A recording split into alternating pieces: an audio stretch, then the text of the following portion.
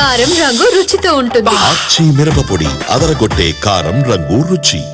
Kadapa mayor తీరుపై నిప్పులు జరిగారు MLA Madhavi. 8 ఏళ్లు ఇష్టారాజ్యంగా కడప కార్పొరేషన్లో అవినీతికి పాల్పడిన మేయర్ సురేష్ బాబు మహిళలను అవమానిస్తున్నారంటూ విమర్శలు గుప్పించారు.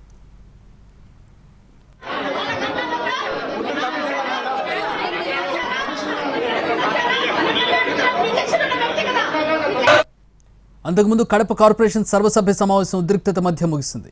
మేయర్ సీటు పక్కన తన కుర్చీ వేయలేదంటూ ఎమ్మెల్యే మాధవి ఆందోళనకు దిగడంతో సమావేశం రణరంగంగా మారింది. మధ్యాహ్నానికి వాయిదా వేసిన పరిస్థితి కుదుట పడలేదు. టీడీపీ సభ్యుల ఆందోళనతో వైసీపీ కౌన్సిలర్లు బాయ్కాట్ చేశారు. సమావేశం నుంచి మేయర్ సురేష్ బాబు బయటికి వెళ్లిపోయారు. అసలు ఆయన ప్రజాస్వామ్యంలో బతుకుతున్నాను, ప్రజాసేవకై వచ్చాను, ప్రజల కోసం పని చేయాలా అనే ఆలోచన లేకుండా ఒక నియంతలాగా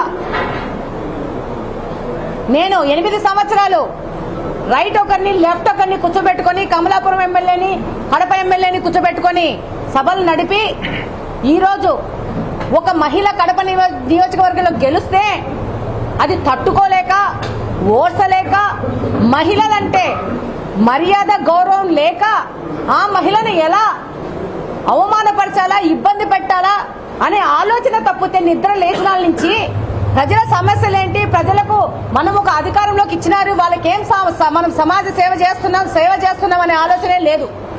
అవినీతి చేయడము, ఆయన కుటుంబ సభ్యులకి కార్పొరేషన్ సంబంధించిన వర్కులు కానీ ఆదాయ వనరులు కానీ కల్పించి ఈరోజు ఒక అవినీతి సామ్రాజ్యాన్ని ఏలుతున్నాడు. గత 8 సంవత్సరాల నుంచి ఈ 8 సంవత్సరాల నుంచి ఎవరు ప్రశ్నించలేదని కడప మున్సిపల్ కార్పొరేషన్ ని తను అక్రమ మార్గంలో రాసి పెట్టుకున్నాను, రిజిస్ట్రేషన్ చేయించేసుకున్నాను, నా ఇష్టం వచ్చినట్టు ఈ కార్పొరేషన్ చేయొచ్చనే విధానంగా ఆయన వెళ్తున్నాడు.